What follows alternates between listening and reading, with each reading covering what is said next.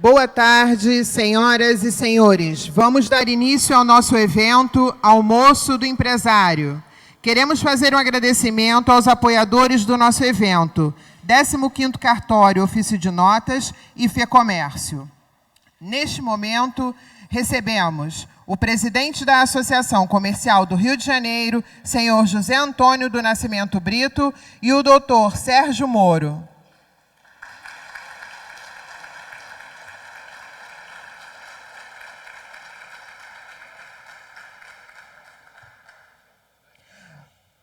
Para fazer a abertura, convidamos o presidente da Associação Comercial do Rio de Janeiro, senhor José Antônio do Nascimento Brito.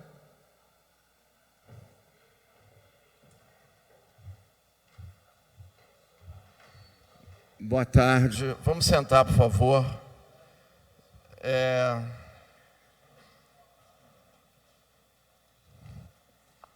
Eu queria, evidentemente, saudar o nosso convidado de hoje. Eu já não sei mais se eu me refiro a ele juiz, jurista, candidato, seja lá o que for, Sérgio Moro, mas eu certamente tenho certeza que eu posso me referir a ele como um ícone da política brasileira e certamente um personagem que mexeu e muito nos últimos 10 anos da maneira como a gente enxerga e percebe um pedaço da nossa sociedade. E eu, pessoalmente, em nome da Associação Comercial, queria lhe agradecer muito por esse trabalho que às vezes é insano, mas que você tem conduzido de maneira brilhante. Sempre dizem que por trás de um grande homem tem uma grande mulher, tá? E eu queria saudar aqui a doutora Rosângela Moro, que eu sei que é uma pessoa muito importante na vida do nosso Sérgio Moro. Evidentemente, nós tivemos hoje aqui uma presença, Moro, que falamos um pouco sobre isso, que representa um grande aval para você. Nunca vem a nada, mas ele veio aqui hoje, que é a presença do ex-presidente da nossa casa e presidente do nosso Conselho de Economia, que é um conselho muito ativo que nós temos aqui, que é o embaixador Marcílio Marques Moreira, a quem eu pediria também uma salva de palmas, por favor.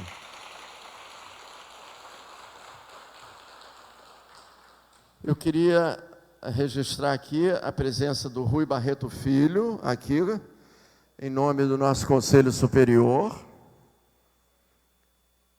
do general Santos Cruz, aqui, que tem sido também um personagem importante dos últimos anos da nossa política, do Chico Graziano, que é outro homem que pensa muito bem o Brasil, também aqui conosco, do deputado Alexandre Freitas, eu não sei nunca como qualificar ele, tá? Ele é meu primeiro vice-presidente, mas eu acho que o Hélio eternamente vai ser presidente do Flamengo, tá? E vocês não têm ideia do que é entrar num lugar ao lado de um presidente do Flamengo. É uma coisa, assim, sensacional. Queria também dar um abraço no professor Denizar Viana, que está cuidando de toda a medicina da área de médica, do programa do candidato Sérgio Moro. Queria dar boas-vindas a Patrícia Amorim, também, um prazer ela estar aqui, muito, muito bacana, tá? Outra ex-presidente do Flamengo e um ícone do esporte brasileiro, tá? E queria agradecer a todos os meus vice-presidentes que estão aqui, que é a Michele Novaes, que tem sido assim incansável, a Irine, que levantou ali, Daruís, Hélio, está faltando alguém aqui? Não, que o Blow. Não, não, presidente lá do nosso Conselho de Esportes, Lars Grael, importantíssimo também. E a todos que estão aqui. Estamos conversando um pouco ali embaixo, antes de subirmos.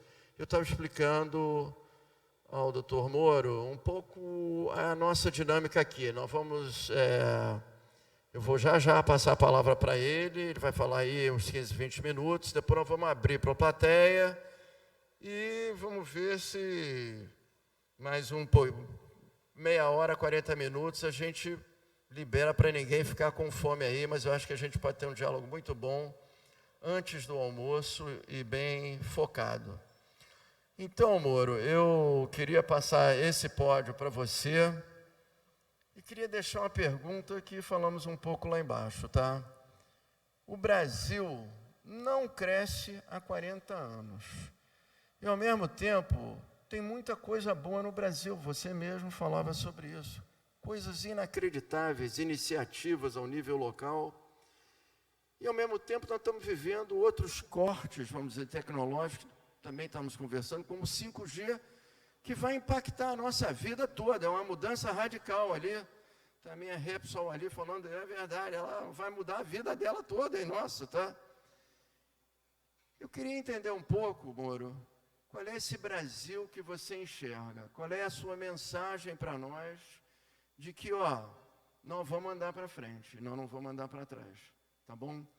A palavra é sua, Moro. Muito obrigado pela presença aqui.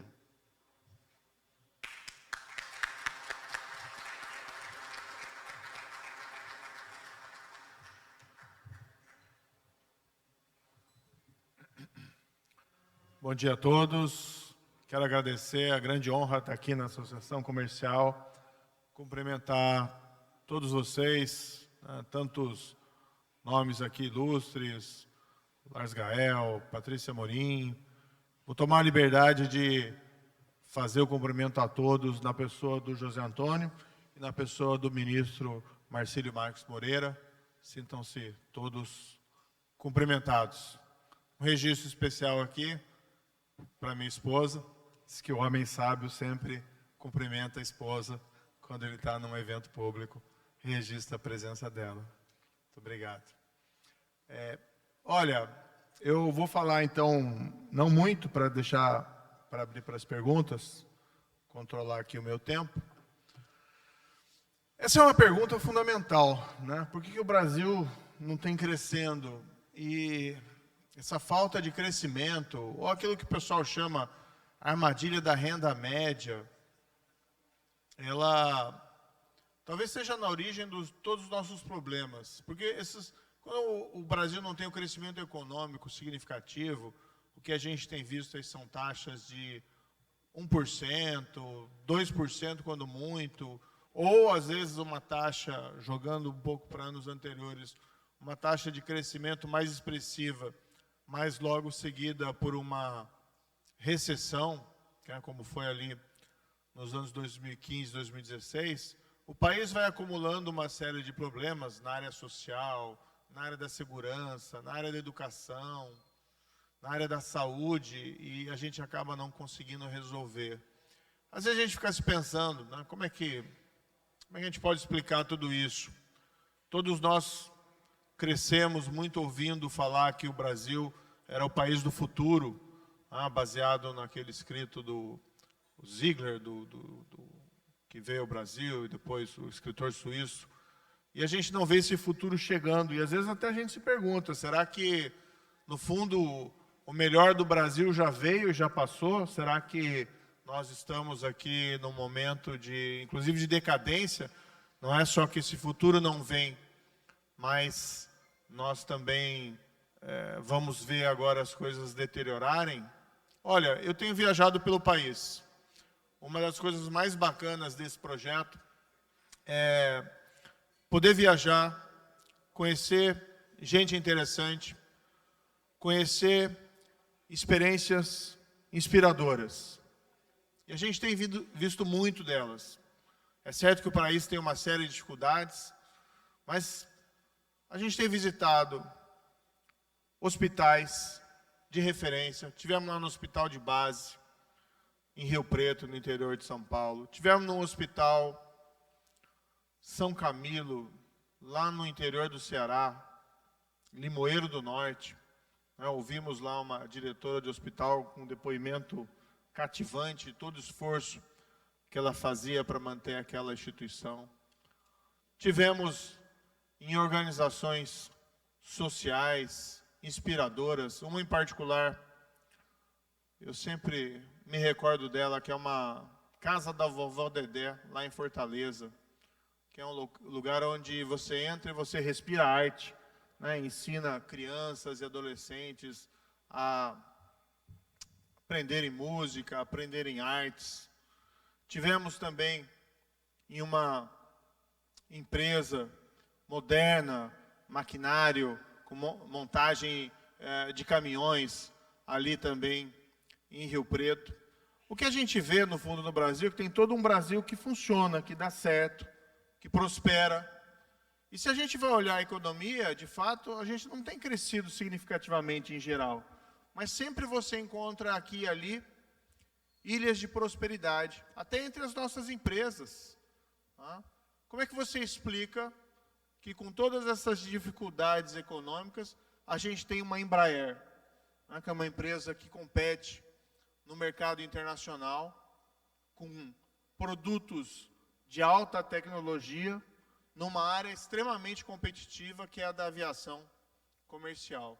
Como é que você explica uma empresa como a VEG, lá de Santa Catarina, que tem uma forte também presença internacional e não fica nada a dever para qualquer outra empresa lá fora? Ou seja, tem um Brasil aí que funciona, tem um Brasil com um enorme potencial a ser desenvolvido. Eu tive recentemente, semana passada, viajei para a Alemanha, encontrei lá várias autoridades, representantes da sociedade civil. E hoje o que discute na Alemanha, além da guerra da Ucrânia, mas inclusive em relação a isso, é sobre energia. Isso já estava ali presente de uma maneira muito forte, por conta das necessidades dessa transição energética para minorar as consequências da mudança climática. Já se discutia isso, e agora isso aprofundou-se. Aonde que nós vamos descobrir novas fontes de energia para suprir as nossas demandas? E quando você viaja pelo Brasil, você encontra um enorme potencial, por exemplo, lá o que a gente tem visto de crescimento de energia eólica, de energia solar, principalmente ali na região do Nordeste, mas não somente lá, em matéria de investimento em placa de energia solar. Nós tivemos o agregado de quase uma usina de Itaipu nos últimos anos, por iniciativas particulares aqui no Brasil. Se fala hoje no desenvolvimento de nova espécie de combustível que o Brasil pode se tornar exportador, que é o hidrogênio verde. Há uma tecnologia aí de 2 a 5 anos para ela estar comercialmente interessante, e o Brasil pode se tornar um exportador, ter parceiros do mundo em relação a isso. Então tem todo um Brasil aí fora que dá certo. E a grande dificuldade é como é que a gente repete isso. Como é que a gente faz isso proliferar? O que eu tenho aprendido em relação a tudo isso é muito simples. Não existe uma bala de prata para resolver os nossos problemas. Assim como não tem salvador da pátria. O que funciona em todo e qualquer lugar? Planejamento, dedicação e esforço. É assim que a gente vai construindo e fazendo as coisas darem certo. É isso que a gente tem que fazer na educação, é isso que a gente tem que fazer na saúde, é isso que a gente tem que fazer, por exemplo, na segurança pública. E ter as ideias certas, e ter a coragem e ousadia de vencer os obstáculos. Nós precisamos, ao lado disso, fazer aquelas reformas modernizantes para o país e parar de perder tempo e não conseguir fazer essas reformas. Por exemplo, se fala há quanto tempo em reforma tributária nesse país, que o nosso sistema de tributos, impostos, é muito complexo. Antes de virar juiz, eu trabalhei um tempo como advogado tributarista, e na época a gente já tinha essa referência, que o sistema era muito confuso. Tinha um autor famoso da época, Alfredo Augusto Becker, Carnaval Tributário, o nome do livro dele. E a gente está há tanto tempo, no mínimo desde 88, fizemos lá um sistema tributário que é confuso. Desde então se fala em reformar, mas não se reforma. Não se altera. Fala-se em reforma da administração pública, para a gente ter uma administração pública mais dinâmica. Não se consegue fazer essas reformas. O que a gente precisa, no fundo, é, como eu disse, planejamento, dedicação e esforço, mas a gente precisa enfrentar os desafios necessários para poder começar a vencer esses obstáculos e fazer o Brasil voltar a crescer. Algumas coisas que a gente acredita. A gente já está construindo o nosso programa econômico. A responsabilidade fiscal ela é fundamental. Não se faz crescer um país com cheque em branco. Essa experiência já foi tentada anteriormente e não deu certo. Porque os recursos têm que vir de algum lugar. E se você quer utilizar esse cheque em branco, você vai tirar os recursos da sociedade, você vai tirar os recursos do setor produtivo e vai impactar as possibilidades do Brasil voltar a crescer. Se você impacta as contas públicas, o Brasil é visto com desconfiança e o preço da dívida sobe, os juros sobem, a inflação sobe, que é o que a gente está vendo hoje no cenário brasileiro. É um país estagnado economicamente, com juro alto e inflação do ano passado de 10%, esse ano a gente não sabe quanto vai ser, a inflação sob descontrole. Precisamos, no entanto, também, ao lado da responsabilidade fiscal, ter responsabilidade social. O que a gente tem visto as pessoas aí sofrerem por necessidades, por falta de emprego, por falta de recursos. Agora, precisa sim ter programas sociais robustos, que funcionem. E aqui, mais uma vez, sempre planejamento, dedicação e esforço. Tem que ter na educação, tem que ter na saúde, tem que ter nesses vários setores. Temos esses programas de transferência de renda, agora é o Auxílio Brasil, vai mudando de nome, isso não é o ponto mais importante. Eles precisam ser mantidos, sim, mas nada substitui o emprego. Nada substitui o emprego. Para isso a gente precisa, sim, investir numa educação pública de mais qualidade. Tem lugares no país que a educação pública tem se destacado. Às vezes lugares que a gente pensa até mais improváveis. Por exemplo, hoje se fala no ensino fundamental de qualidade, lá no ensino público em Teresina, no Piauí, com todas as dificuldades que se tem no estado, que é um dos estados mais pobres do país, mas o prefeito lá de Teresina conseguiu fazer reformas lá nas suas escolas para se conseguir avançar. E aí não tem também uma bala de prata, é treinamento, capacitação, incentivo para os professores, cobrança de resultado também dos alunos. A questão das privatizações é outra ilustração que a gente tem de como a gente não consegue fazer o país avançar. A gente está falando em privatizações desde os anos 90.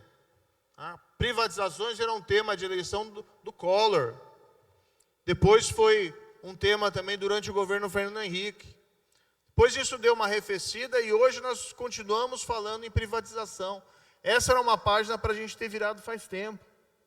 Tem sim que privatizar.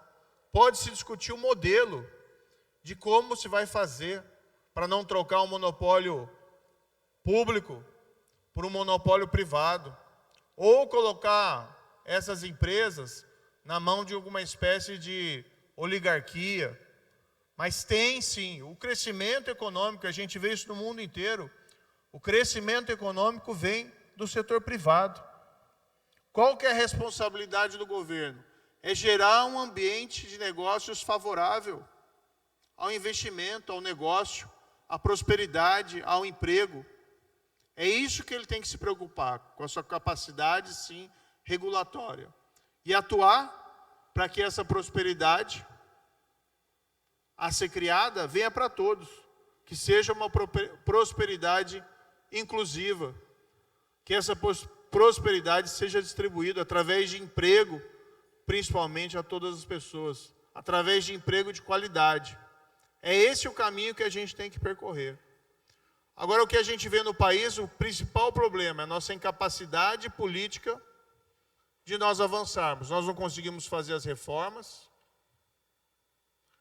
Algumas coisas que nós fazemos, nós acabamos retrocedendo. A gente vê hoje o estágio que está no Brasil, a questão do combate à corrupção. Como a gente avançou durante a Operação Lava Jato, a tradição do Brasil é que nós tínhamos impunidade da grande corrupção. Isso nós conseguimos avançar durante a Operação Lava Jato. Foi de extrema importância, e aqui não é uma questão de vingança, não. É uma questão de fazer justiça na forma da lei. É uma questão de você construir um país em cima de uma ideia fundamental, que é basilar em qualquer democracia, em qualquer república, que ninguém pode estar acima da lei. E a gente avançou tanto, e agora a gente retrocedeu, com tanta gente que cometeu crime sendo solto, com gente culpando o combate à corrupção por dificuldades econômicas, como se fosse errado combater a corrupção e como se a corrupção fizesse algum bem para a economia. Vamos visitar aqui o Comperj, né, para ver o que é um monumento construído em prol da incompetência, ineficiência e da corrupção. Aliás, ouvi que o Lula está presente na cidade. Devia fazer 2 visitas obrigatórias. Ir lá e visitar o Comperj, para ver a obra do governo dele. 20 bilhões de dólares jogados fora pela corrupção. E visitar o amigo dele na cadeia, né, o Sérgio Cabral. Está até hoje lá, estava antes abraçado com o presidente. E hoje a gente tem que discutir aqui no Brasil, de novo, que corrupção é errado, que impunidade é errado, que aplicar a lei a todas as pessoas é errado. A gente não consegue vencer esses debates. Olha, o que a gente quer fazer indo aqui para o final? Depois eu respondo perguntas. A gente quer modernizar o país. Eu sei que isso parece bastante abstrato, né, e cabe muita coisa nessa expressão. O que a gente quer ter um Brasil mais justo, um Brasil que funcione, um Brasil que aposte na inovação e no crescimento do setor privado, no qual o Estado tem um papel, sim, regulador, para fomentar um ambiente favorável ao crescimento, com inflação baixa e com juro reduzido, que também busque assegurar competição leal dentro do mercado.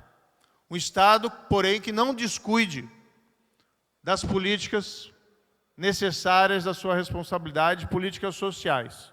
Uma educação pública de qualidade, um serviço de saúde decente, um serviço de saúde que tenha presente que a população brasileira passa por um envelhecimento etário. Isso vai gerar uma série de desafios maiores para o nosso sistema de saúde. Um sistema de saúde que, a meu ver, tem que apostar não só nessas novas tecnologias, mas também em prevenção, tá? Em encontrar atividades e controles preventivos para essa população, principalmente que vai envelhecendo, para que a gente possa reduzir depois custos de tratamento. Um país que possa avançar na segurança pública, e a gente sabe como esse tema aqui é importante no Rio de Janeiro. Durante a minha gestão de ministro da Justiça, no ano de 2019, a gente enfrentou o crime organizado, como ninguém tinha feito antes. Tá? Dar um exemplo aqui, a transferência das lideranças do PCC de São Paulo, que era a maior organização criminosa do país, transferimos para presídios federais. Mudamos as regras dos presídios federais para que eles não tivessem mais a possibilidade de emitir comandos de prática de crimes. Criamos mecanismos de investigação modernos, como a rede, o Banco Nacional de Perfil Genético, para colher a prova do DNA lá no local do crime e fazer cruzamentos. Isso passou a resolver uma série de crimes no país que permaneciam sem solução. A gente teve uma queda, né, durante o ano de 2019, tivemos uma queda de 22% dos assassinatos em relação a 2018. Várias causas, sim, mas tenho certeza que vários dos programas que nós implementamos lá no Ministério da Justiça deram resultado. A gente quer retomar o combate à corrupção, não só com justiça, não só com repressão, mas com transparência, com criação de novos programas. Vamos criar programas que a gente chama de whistleblowers, dentro da administração pública, para fomentar integridade e transparência na administração pública. E vamos enfrentar aqueles nós que sempre foram impeditivos do combate à corrupção. Vamos acabar com o foro privilegiado, né, que no fundo é blindagem jurídica para a gente que faz coisa errada. E vamos acabar para todo mundo, inclusive para o presidente da República, para a gente mostrar que a classe política também está disposta a dar exemplo, a fazer os seus sacrifícios. O que a gente quer, afinal, né, é recolocar o Brasil nos trilhos certos. A gente não tem todas as respostas, mas a gente tem a pretensão de sempre querer fazer a coisa certa. A gente tem os especialistas para construir as políticas públicas necessárias para todas essas áreas.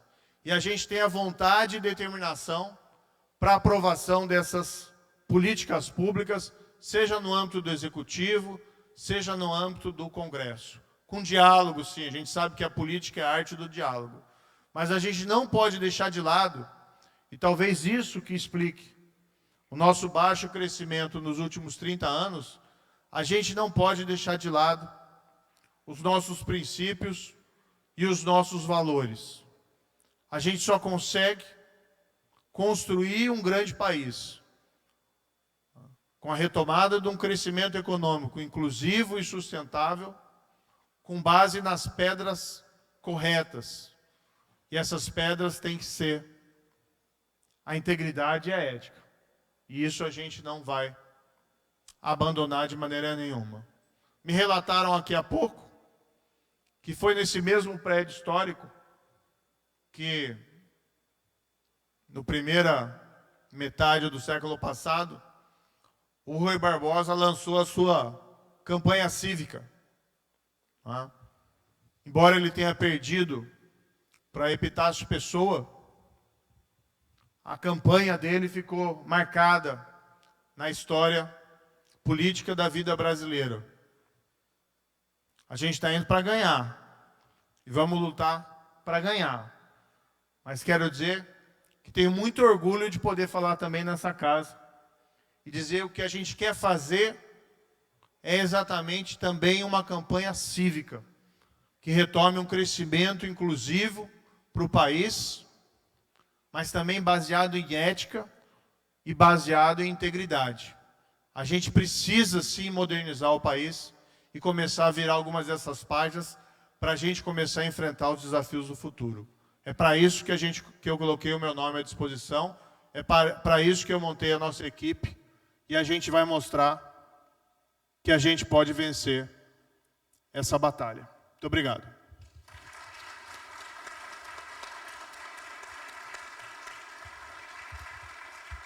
Moro, alô? Moro, muito obrigado. Você fez um resumo perfeito, principalmente do que é a sua campanha, essa ideia de um movimento cívico e a ideia também de que vai muito além disso, porque eu acho que esse é um momento importante de você expressar e dizer, olha, o jogo não acabou, ainda temos aí 6 meses pela frente. Eu acho que é uma mensagem muito clara aí. E o jogo nem começou, né? Nem começou, começa dia 4 de abril, né? começando ainda. Mas, de qualquer maneira, eu queria dar parabéns e, realmente, ouvindo você aqui hoje, para nós é um orgulho e um privilégio, um brasileiro como você. Eu queria que quem tivesse perguntas levantasse as mãos para a gente poder começar a rodar aí o microfone. Por favor, vamos lá.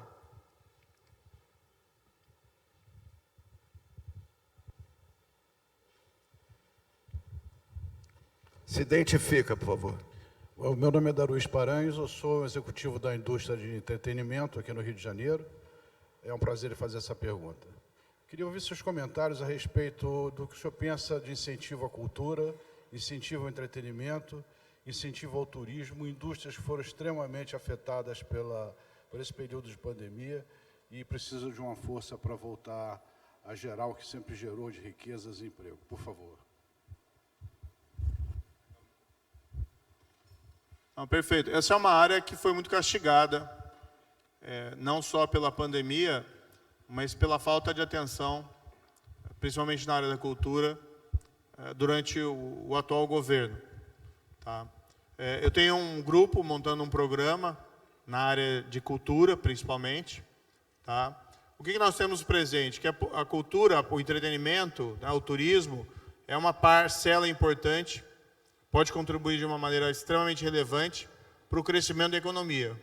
E, além disso, nós temos também que, principalmente a parte da cultura, é essencial, né, para a alma de um país, que nós valorizemos mais essa prática em todas as suas dimensões, museus, espetáculos, as diversas criações artísticas.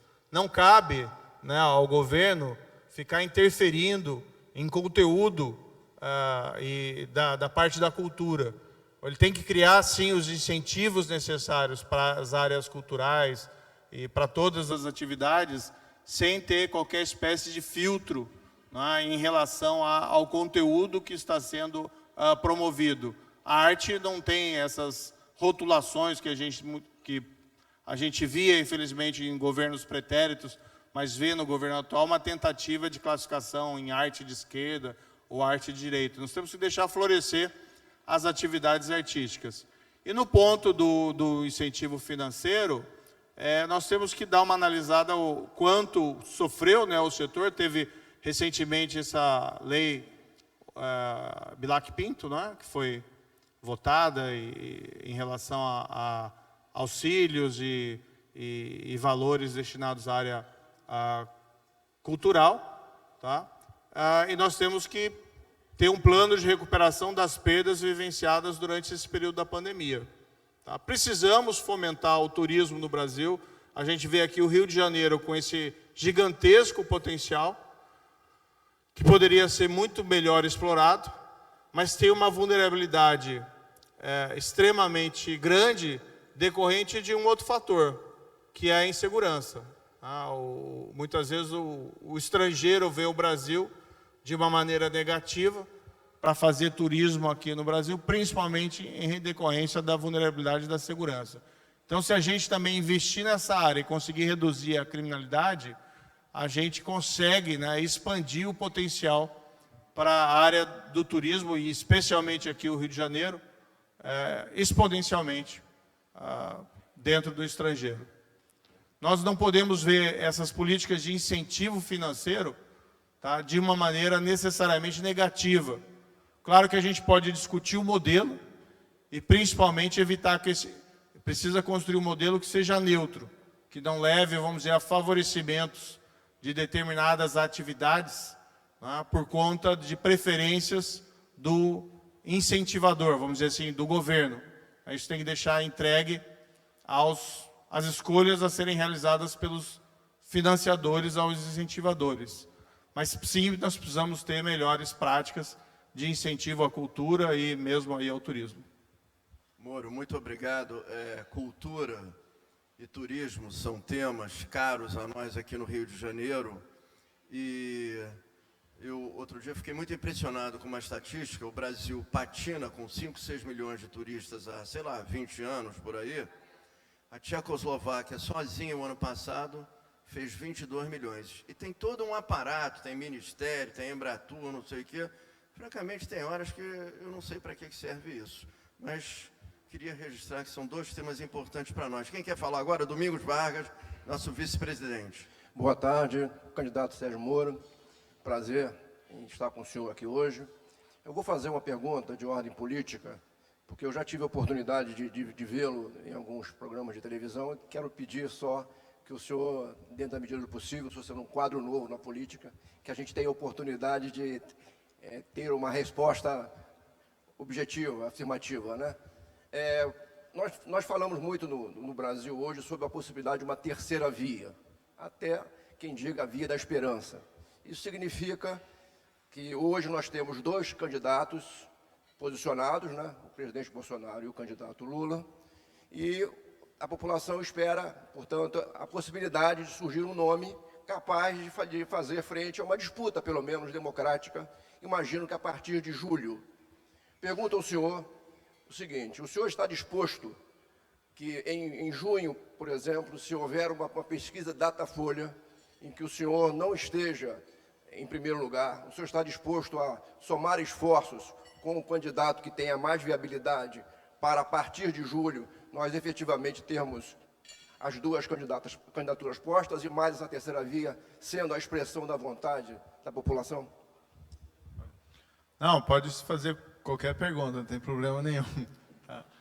O que eu posso dizer em relação a isso? A minha percepção é que a terceira via, né, a via alternativa, ou uma via que vença esses extremos, precisa vir de pressão da sociedade e da população. Tá? Para boa parte do mundo político, a diferença entre Lula e Bolsonaro é atravessar a rua.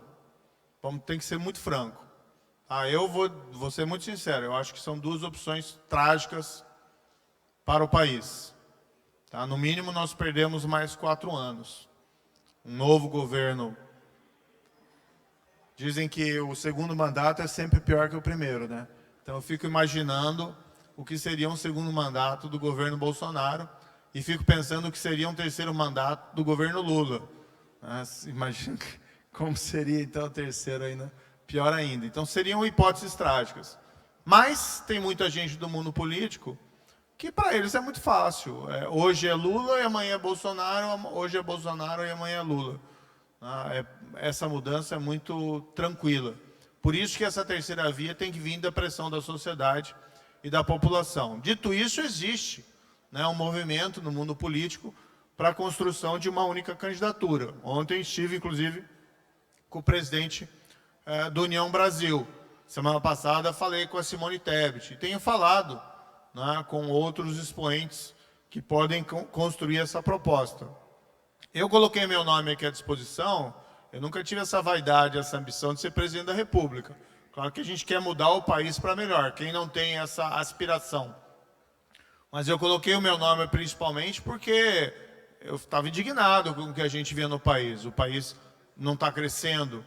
A gente vê essa derrota, acho que da ética, da integridade, que a gente está vendo com esses criminosos sendo soltos, com gente que foi condenada e presa hoje sendo candidato a presidente da República e sem explicação nenhuma em relação ao que aconteceu no passado. Não é esse o país que a gente quer, que a gente acredita. Então, eu coloquei meu nome à disposição, tá? Adiante, se as pesquisas apontarem um candidato mais competitivo do que eu não tenho nenhum problema. Tá? Mas hoje, e eu vou te dizer que em julho, tá, é o que eu acredito, ainda serei o candidato mais competitivo dessa terceira via. E aí eu gostaria de ver o movimento contrário. Porque ou é para valer que se quer uma terceira via nesse país, e se tem uma aglutinação, então, em cima do candidato mais competitivo, ou é conversa fiada. E se quer realmente ou Lula ou Bolsonaro. Tá? Agora, eu não posso renunciar à minha candidatura para alguém que tem 1% nas pesquisas, para alguém que tem 2% nas pesquisas, quando a gente tem lá 10%, 9%, 8%, a depender da pesquisa e com das taxas de rejeições menores. Esses dias saiu o Datafolha, está lá. Bolsonaro, Lula, Dória e depois vem o meu nome, né, com menor rejeição do que esses outros. Então, assim, eu não tenho essa vaidade, né? Agora, eu tenho um sonho de mudar o país, e esse sonho passa por a gente evitar 2 pesadelos de um governo do passado que deu errado e é manchado por escândalos de corrupção, e um governo do presente que desapontou todo mundo. Que a gente não sabe, ninguém entende o que faz esse governo, para ser muito franco. Ontem a gente teve a troca de novo o presidente da Petrobras.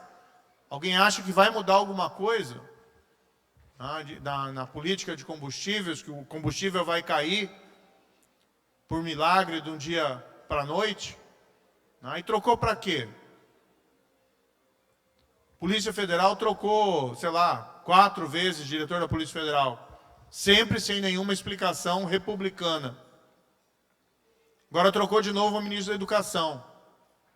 Alguém tem alguma esperança que vai melhorar a política de educação desse país? Então, assim, são 2 governos que fracassaram e o Brasil precisa se ver livre deles. É simples assim. Mas respondendo então a tua pergunta objetivamente, em julho, o que eu acredito que eu estarei na frente das pesquisas. Agora, a terceira via vai ter que vir de pressão da sociedade e da população. Porque se for depender de boa parte do mundo político, eles estão muito bem com orçamento secreto, com mensalão, com rachadinha. Estão muito confortáveis em ficar com Lula e com Bolsonaro. Essa é a grande verdade desse país. Excelente. Eu queria passar a palavra para o embaixador Marcílio Marques Moreira, ele fazia uma pergunta, porque eu acho que, inclusive, ele é a tradução perfeita desses valores que você acabou de expressar. Por favor, Marcílio. Me desculpe, então eu vou falar sentado aqui. Eu apreciei muito o que foi dito aqui. Só queria adicionar um outro ponto. Eu fiz o meu mestrado em Ciência Política na Universidade de Georgetown e tive o privilégio de ter como professores antigos líderes católicos contra o nazismo. Um deles, que era um líder desta área, era o professor Heinrich Roman, um homem de um saber extraordinário. E ele gostava muito de um autor francês chamado Maurice Horiot, que dizia que qualquer entidade, qualquer comunidade tinha que ter uma ideia clara da obra a realizar. E que isso era realmente o foco mais importante. Nós, no Brasil, nós vemos tanto ao governo quanto à oposição, falta esta ideia da obra a realizar. O governo, por exemplo, qual seria o primeiro passo? Governar. Mas nós temos um governo que não gosta de governar, gosta de criticar as coisas que ele mesmo faz. De modo que nós estamos um pouco perdidos. Por isso que um candidato que tem essa ideia clara da obra a realizar é tão importante, que saiba contemporizar, quer dizer, ser contemporâneo às demandas da modernidade. Foi falado aqui do G5, tem tantas transições, a transição energética, a transição educacional, tributária, e que estão sendo colocados ao lado de coisas inteiramente fúteis, de certas escolhas, de leis para diminuir o preço do combustível, algo inteiramente fora da ideia de governar. E hoje, os grandes teóricos, eles não olham para um país se é da esquerda ou se é da direita. Olham para o país para saber se há governo e se esse governo governa ou não. Eu acho que isso é muito importante. De modo que nós temos, eu acho que, retomar a ideia da busca desse rumo, o rumo em direção ao bem comum. O senhor falou muito bem das várias necessidades de políticas públicas, mas um grande problema que nós temos no Brasil é que há muitos empresários, me desculpe indicar, muitos políticos que ficam ávidos para sequestrar as políticas públicas para colocá-los a serviço de interesses políticos, econômicos, religiosos ou de outra categoria que não são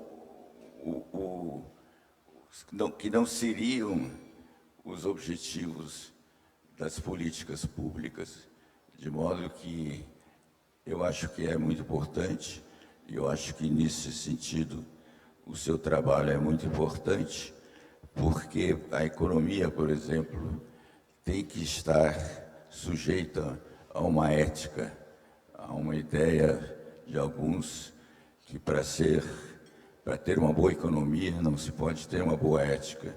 É bem ao contrário, de modo que nós aqui mesmo na associação, eu tenho lutado isso nos últimos, desde que fui presidente, inclusive com publicações, com seminários, mostrando que é indispensável, primeiro, conhecer muito bem o Brasil e o mundo. Quer dizer, nós não temos sede pela modernidade.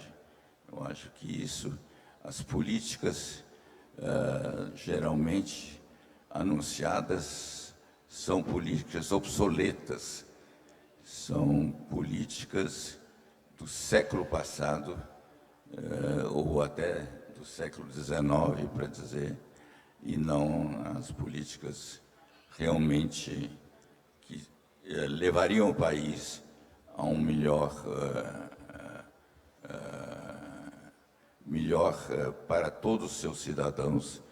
E aí, realmente, a grande dívida, como o senhor sabe, eu trabalhei muito no problema da dívida externa brasileira, mas desde então eu dizia que a principal dívida é a dívida social. E eu vivi isso, inclusive, pessoalmente, quando fundei uma companhia para a prefeitura aqui, que chamava-se Companhia de Desenvolvimento de Comunidades, e consegui que é uma coisa isolada, mas que serviu como um trilho exatamente, que foi a urbanização da favela Braz de Pina. Eu outro dia procurei um livro de história do Brasil que eu não estava encontrando, aí procurei lá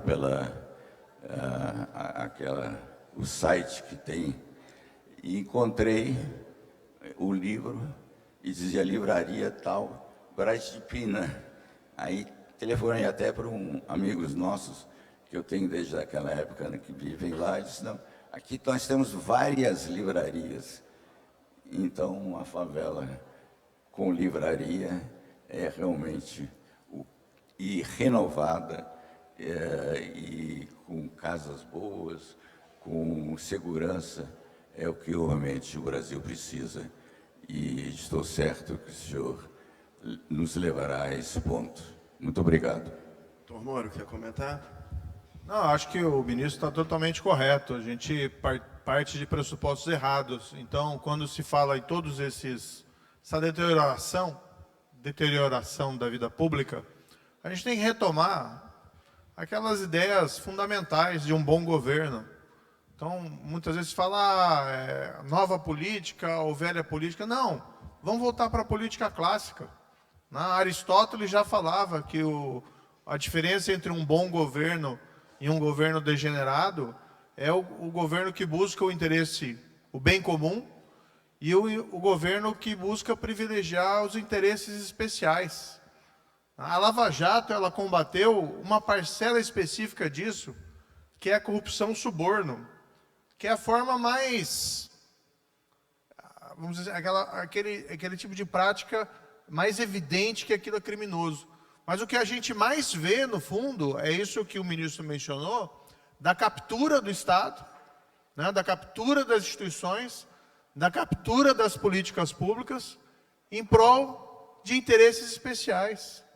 E aí você gera aquele capitalismo do compadrio, que é o capitalismo que, em vez do empresário estar investindo em inovação, em produtividade, ele está ali investindo em se aproximar do poder, do governo e ter benesses. Por isso que eu digo, a gente precisa apostar no crescimento através do setor privado. Não tem milagre, não tem nenhum país do mundo que a gente conhece que se desenvolveu de uma maneira diferente. Agora, o governo tem sim a responsabilidade de fomentar um ambiente de investimento e um ambiente de negócio favorável ao crescimento, com regras estáveis, com segurança jurídica, com recursos, com fonte de financiamento, com juros em patamares civilizados, e o Brasil daí volta a crescer, e promover também competição leal. Nós temos os mecanismos, as agências reguladoras, nós temos órgãos como o CAD que deveriam ter essa função de fomentar essa competição leal dentro do mercado. O que a gente vê hoje, no entanto, é uma volta de captura das instituições. Essa privatização que a gente teve da Eletrobras é uma vergonha. Não a privatização em si, mas aprovaram a privatização e inseriram na legislação uma série de jabutis de reserva de mercado. Construir uma usina termoelétrica não sei aonde e com garantia de não sei o quê, no momento que a gente está falando que a gente tem que mudar a nossa matriz energética, ou aprofundar a nossa matriz limpa de energia. Isso não pode estar lá presente numa lei, criando reserva de mercado. Ou seja, a outra coisa, desculpe, ministro, mas tem que fazer um comentário que o senhor falou. O senhor tem toda a razão, né? O problema dos combustíveis, sim, é um problema real. Como é que se resolve isso? Essa é a raiz dos nossos problemas. O Brasil precisa voltar a crescer com inclusão e de uma maneira contínua.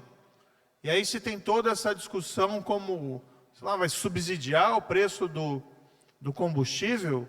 E como é que fica a necessidade do Brasil? Porque a gente não tem combustível refinado o suficiente aqui no Brasil, a gente tem que importar. O que vai fazer com isso, então? E se a gente vai ter, então, combustível produzido aqui com preço manipulado, como é que fica o crescimento desse mercado? Ou seja, tem uma série de questões que a gente tem que enfrentar a sério. Eu tive aqui conversando com os representantes das empresas de distribuição de combustíveis, o que eles me disseram, e aí sim com razão, um problema, carga tributária excessiva. Tributar energia e combustíveis não é uma estratégia de desenvolvimento muito inteligente para o país, que são não só para o consumo, mas também para insumos da nossa produção. Agora, se vai discutir redução da tributação de combustível, nós temos que ter uma discussão mais ampla de redução da tributação da energia em geral, porque, afinal de contas, nós não queremos também dar incentivos ao aumento do consumo apenas de combustíveis fósseis. Do outro lado, o preço do dólar, né, que foi lá para cima no ano passado, nas alturas, agora está tendo uma queda, principalmente em decorrência do aumento dos juros, tá, e aí de uma melhoria do mercado de commodities internacional. Mas o dólar descontrolado levou a esse aumento do preço do combustível. Mas o ponto que talvez seja mais relevante é a nossa insuficiente infraestrutura de distribuição de combustível. Tanto a malha rodoviária como a malha de gasoduto ou oleoduto. É nisso que o governo tem que investir. É isso que o governo tem que fazer, fomentar mais investimento privado nessa área e gerar um ambiente de negócios seguros.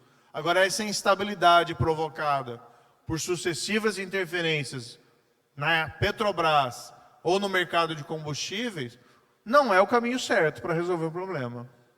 Por isso que eu digo, ali na minha exposição, é planejamento, dedicação e esforço, mas olhar e fazer o diagnóstico correto e as políticas públicas corretas. Quando eu era ministro da Justiça, só para dar um exemplo aqui muito rapidamente, a gente criou um programa chamado Vigia nas Fronteiras. Sempre teve uma reclamação muito grande das nossas fronteiras. E é muito difícil mesmo, porque a extensão das nossas fronteiras é gigantesca e está cheio de fronteira seca por aí. Mas onde a gente implementou o programa Vigia, a produtividade, né, de apreensão de drogas, armas e contrabando cresceu exponencialmente. E o que era?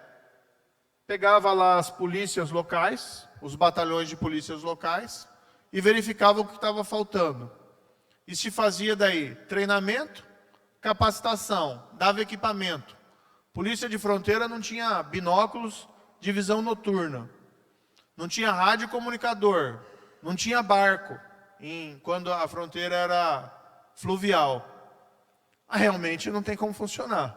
Agora, você investir, e a gente dava ainda incentivo financeiro por horas trabalhadas no programa, as coisas melhoraram. É a mesma coisa, como é que se melhora a educação no país? Né? Tem uma série de ideias que podem ser implementadas, mas tudo vai passar por melhoria, capacitação e treinamento de professores e cobrança de desempenho. Né? Não existe educação de qualidade sem professor, sem bons professores. Isso todo mundo sabe aqui. A diferença que fez na vida de cada um de vocês ter um bom professor ao invés de um ruim. Então não tem, né, mágica, coelho da cartola. Agora a gente precisa começar a fazer e começar a fazer com seriedade. Perfeito. Eu tenho aqui ainda 6 pessoas pedindo para falar. Eu queria só organizar a fila.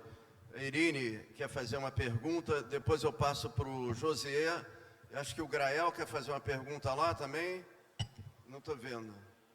Tá, então vou fazer esses 3, depois eu vou aqui para o resto. Aqui.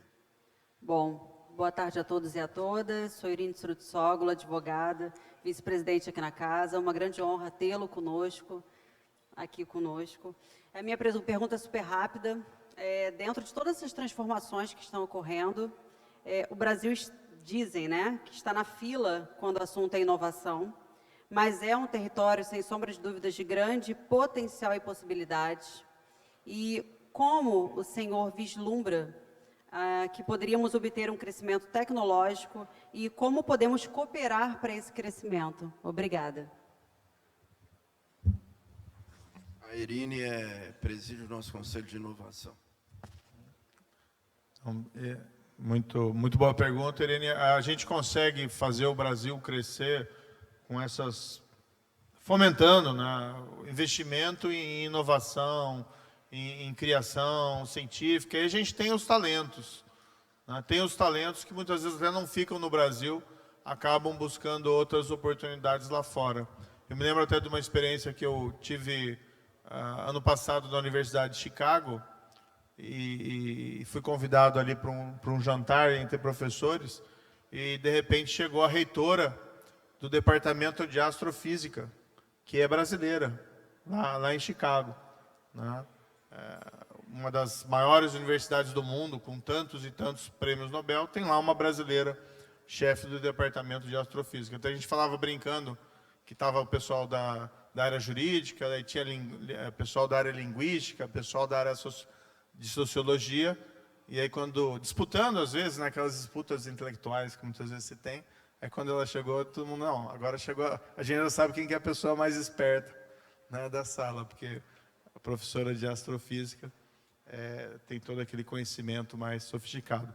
Mas, enfim, algo que a gente pode investir para poder fomentar o desenvolvimento na área de tecnologia e inovação é providenciar as plataformas necessárias que, às vezes, só o governo pode providenciar para facilitar o crescimento dessa área. Então, por exemplo, uma das coisas que nós estávamos discutindo ali, fazer especificamente, que é uma coisa que só o governo pode fazer, é a gente ter, para fomentar a utilização mais de internet, digitalização e soluções de e-gov, ou também de utilização de internet para transações comerciais, é a criação de uma identidade digital nacional vinculada a alguma biometria confiável. Eu tive nesse governo no início, a gente estava discutindo isso, acabou sendo passado, saiu do Ministério da Justiça para ir para o Ministério da Economia, avançou pouco, parece que teve alguns avanços aqui durante esse ano, mas esses avanços me parecem ainda insuficientes. Hoje você tem 27 estados emitindo identidades para cada estado, estados que não têm base de dados que muitas vezes se comunicam, e a possibilidade de você ter até dupla emissão de identidades em vários desses estados, porque você não tem cruzamento de dados. O que a gente quer fazer é algo similar ao que foi feito, por exemplo, lá na Estônia, e hoje está se fazendo na Índia. Você tem uma identidade nacional digital baseada em uma biometria que seja impressão digital ou, eventualmente, até a íris, que muita gente diz que é a mais confiável. Com isso, você consegue reduzir muito o custo de transações em plataformas digitais, seja do governo ou seja do setor privado, porque você reduz o número de fraudes e você também potencializa, né, a capacidade de realização de investimento no país. Por exemplo, na Estônia, eles têm lá a possibilidade de você ter a cidadania digital. Você não é cidadão do país, mas você pode ter uma cidadania digital, que você pode abrir uma empresa, por exemplo, em coisa de horas, ou automaticamente digital, você já consegue fazer isso. E o que a gente tem que discutir, igualmente aqui no Brasil, é algo que tem um impacto grande nessa capacidade nossa de inovação, é o nosso mercado, que ele é muito fechado para o mundo exterior. Então, precisa ter também uma abertura comercial que possibilite a gente ter uma relação um pouco mais profunda com o mundo exterior para inserir a nossa produção nas cadeias produtivas internacionais. Isso favorece a vinda de tecnologia e sinergias entre os diversos países, e a gente pode também voltar a crescer em relação a isso. A gente tem que discutir questões na área do ensino público, né? Estava falando esses dias com o secretário de Educação lá do estado do Paraná, que colocou aulas de programação, né, no ensino entre 10 a 12 anos, pelo menos 2 vezes por semana nas escolas. Eu não sei se tem essa mesma situação aqui no Rio de Janeiro, mas é algo que o governo federal também poderia fomentar. A gente tem que criar, né, fomentar uma cultura de inovação e de crescimento através do desenvolvimento tecnológico. Ou seja, tem várias estratégias aí que podem ser seguidas. E essa mudança, essa transição energética que está acontecendo no mundo, pega o Brasil numa posição muito favorável pelas potencialidades da energia eólica, solar e principalmente baseada em biocombustível. Essa fronteira do hidrogênio verde é algo que talvez possa trazer muitos dividendos para o Brasil nos próximos anos. Perfeito. Eu queria passar, acho que nós temos uma pergunta sobre saúde e outra sobre esporte. José, segue aí você. Muito boa tarde, ministro Moro. Meu nome é José Vilar, eu sou médico e presido o Fórum Inovação Saúde e sou membro do Conselho Superior aqui da Associação Comercial. Eu queria encaminhar duas questões para o senhor avaliar. A primeira delas é que durante a pandemia nós percebemos uma forte dependência da China e da Índia dos insumos farmacêuticos ativos, dos equipamentos de alta complexidade, respiradores, monitores, e das coisas de baixa complexidade, como os equipamentos de proteção individual, como máscaras, luvas. Tudo isso pelo desmantelamento da indústria nacional no setor saúde. Como o senhor pensa em reerguer a indústria nacional na área da saúde? A segunda questão é que no Brasil nós temos 160 milhões de brasileiros que dependem exclusivamente da saúde pública, do Sistema Único de Saúde. São os pobres do Brasil que precisam disso e que não têm acesso da mesma forma que aqueles como nós aqui, que possuímos planos de saúde privados. Como o senhor pensa em garantir o acesso da população brasileira mais pobre aos sistemas de assistência médica e hospitalar que os tirem dessa terrível situação em que se encontram, onde milhares e milhares de mulheres carregam um câncer de mama sem ter acesso ao tratamento, onde milhares e milhares de brasileiros e brasileiras carregam doenças crônicas, aguardando uma colocação de uma prótese no joelho, de uma troca de válvula, de coisas que foram importantíssimas para o país do ponto de vista da assistência. Portanto, como garantir o acesso da população aos serviços assistenciais médicos e hospitalares de forma equânime e como soerguer a indústria nacional totalmente deteriorada nos últimos anos. Sobre a questão da indústria, tá? Não é apenas a saúde que perdeu capacidade no Brasil. O que a gente vê há muitos anos é uma perda relativa, significativa da participação da economia na produção interna bruta do Brasil. Então, existe um problema relacionado à indústria em geral, tem seus particulares, evidentemente, quanto à saúde. Eu não vejo uma saída mais clara para a nossa indústria do que a realização da reforma tributária, tá? Com a unificação dos tributos sobre o consumo, que até tem discussão no Congresso Nacional hoje, no Senado, aquela unificação de ICMS, o ISS, o PIS, COFINS e o IPI, num único tributo sobre o consumo. Eu acho que essa é uma reforma necessária para o país, primeiro, com o objetivo de simplificar, mas também de não aumentar a carga tributária, porque a carga tributária já é imensa. Esse é um dos fatores que impactam a produtividade do país, porque leva a uma excessiva complicação do nosso sistema tributário, gera competição desleal, né, e gera guerra fiscal entre os estados e entre os municípios. Então, algo que tem que ser feito. Não creio que esse governo vai conseguir fazer, especialmente nesse ano eleitoral. Eu sei que existem algumas discussões, né, pontuais que a todos preocupam sobre você ter ou não ter uma alíquota uniforme para todos os setores. Isso significa aumento da carga tributária para alguns setores, mas esses detalhes, esses pontos têm que ser, sim, discutidos sem prejuízo da simplificação do nosso regime tributário. E aí a gente consegue, quem sabe, né, dar um gás, dar uma renovada na nossa indústria. Agora, a grande solução, a meu ver, em relação a isso, vem a ser, após essa reforma que dê à nossa indústria maior capacidade de competição dentro do mercado global é a abertura.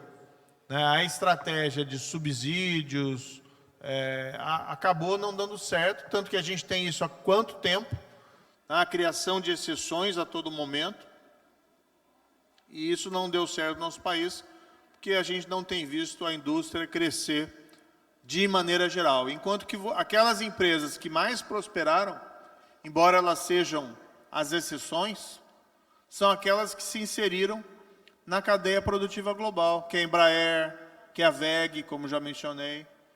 Ou seja, tem um potencial. Agora, a gente não pode se fechar à inovação e se fechar ao mundo e imaginar que a gente vai ter uma indústria que vai ser aí competitiva sem ter essa abertura para o mundo. Eu tive recentemente na Alemanha, mencionei há pouco. A gente conversou com representantes do empresariado e algo que um deles mencionou para mim, que me chamou muita atenção: olha, eu vou nas feiras aqui na Alemanha e eu vejo produto da Colômbia, eu vejo produto da Argentina, eu não vejo produto do Brasil. Eu não vejo produto do Brasil. Como é que faz para conhecer? E às vezes é uma questão assim até mais simples.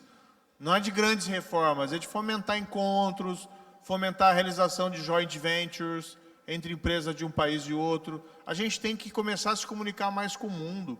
Talvez porque o Brasil tem essa dimensão continental, a gente pensa que a gente pode ser autossuficiente, mas a gente não é. Aliás, a propósito também, na linha mesmo da sua pergunta, tem hoje uma questão que não está sendo discutido com muita profundidade no Brasil, que são as consequências dessa guerra. O mundo vai ser dividido em blocos de novo? Será que isso vai acontecer? É uma possibilidade. Eu espero que não. Eu espero que não, mas há uma possibilidade do mundo ser dividido em blocos. E se isso acontecer, uma questão fundamental, a gente vai estar de qual lado? Posso te dizer que a gente conversou na Alemanha, com autoridades, com o pessoal da área política e com representantes da sociedade civil, a impressão que se tem é que o Brasil vai estar no lado dos regimes autocráticos, não vai estar do lado das democracias ocidentais.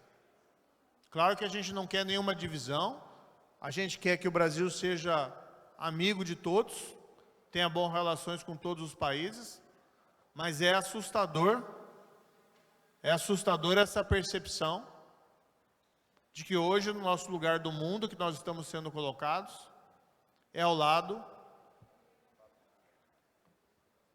da Rússia, e não ao lado da Ucrânia. Essa pandemia nos ensinou sobre a necessidade de a gente ter produção estratégica no país. Essa guerra nos ensina a mesma coisa agora em relação a fertilizantes. Então nós temos que reduzir sim a nossa dependência em relação à importação de determinados produtos. Tá? Você tem toda a razão em relação a isso. Mas isso também não deve ser um impedimento para a nossa abertura comercial para o mundo, que é a maneira da gente conseguir nos inserir e modernizar a nossa indústria e voltar a crescer de maneira significativa. Excelente. Outra questão do SUS, né? Olha, eu tenho aqui o Denizar Viana, que está construindo o nosso programa na área de saúde. A gente sabe dos grandes desafios do financiamento à saúde. O que eu mais ouço é reclamação contra a tabela do SUS, né, que está defasada há muito tempo, e a insuficiência dos recursos repassados pelo SUS para dar conta do atendimento para as pessoas em geral. Eu vi algumas experiências que me chamaram a atenção, atendimento misto, privado e público, com o privado subsidiando a parte pública sem diferença de qualidade de tratamento, mas nós estamos produzindo o nosso programa. Não sei se o Denizar, de repente, não poderia dar uma palavrinha em relação a isso?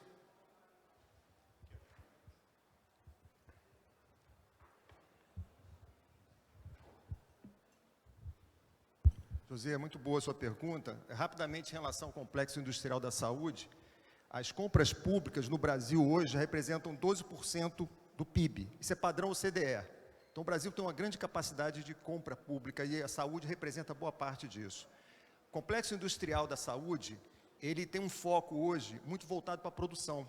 A gente tem que dar um passo anterior e discutir pesquisa, desenvolvimento e inovação. E pegar os casos de sucesso Embraer, por quê? Porque articulou indústria, academia e mercado. E o Estado fazendo esse processo. A gente não tem isso na saúde, ficou muito no foco da produção e a gente continua dependente de insumos básicos. Nós temos que ter esse tipo de articulação e eu quero crer, eu tive no Ministério da Saúde e a secretaria minha era responsável pelo Complexo Industrial da Saúde, não pode ficar ali, tem que ir para a Casa Civil, tem que ficar na Secretaria de Assuntos Estratégicos, porque ela é fundamental você articular economia, justiça, saúde como comprador, definidor, que é quem define as políticas públicas. Então, eu acho que a visão hoje do complexo industrial, ela é uma visão muito reducionista. Você tem que olhar para uma etapa anterior de pesquisa e desenvolvimento, e o Brasil tem esse potencial para alavancar. Só complementando as questões em relação à assistência. Você falou muito bem, a gente tem uma dificuldade muito grande hoje quando um paciente precisa de um tratamento por câncer. Porque nós temos hoje uma grande cobertura de atenção primária no país, 152 milhões de brasileiros hoje cadastrados, sem duplicidades, têm acesso à atenção primária. O problema desse paciente começa quando ele precisa da atenção especializada, ele precisa de especialista. Não vai ter especialista em 5.570 municípios. Nós só vamos fazer isso com tecnologia, telemedicina, para disponibilizar isso aí, melhorar a eficiência desse processo. Nós precisamos melhorar muito a eficiência. O SUS ele é uma máquina que consegue dar resultados, mas quando você vai para atenção especializada, você tem dificuldade. Podemos ter acesso a esses insumos, criando uma massa crítica de desenvolvimento local, articulando as cadeias globais, como o Dr. Moro comentou, mas melhorar muito esse fluxo, esse encaminhamento para tirar o gargalo quando o paciente precisa do atendimento especializado. Esse é um grande desafio para a gente melhorar a equidade desse sistema, que seguramente a maior política de inclusão social é o SUS. Nós temos aqui ainda várias perguntas. Eu ia fazer uma proposta, que é o seguinte, que a gente pudesse sentar para almoçar em função da hora, tá? E na hora que a gente terminasse o prato principal, fosse para a sobremesa, eu reabro novamente, pode ser, doutor Moro? Aí para mais 3, 4 perguntas. Diz que um homem sábio que discursa nunca fica entre a audiência e o almoço. Isso aí. Muito obrigado. Então, daqui a pouco a gente segue mais uma vez mais. Muito obrigado. Nossos aplausos aqui, por favor.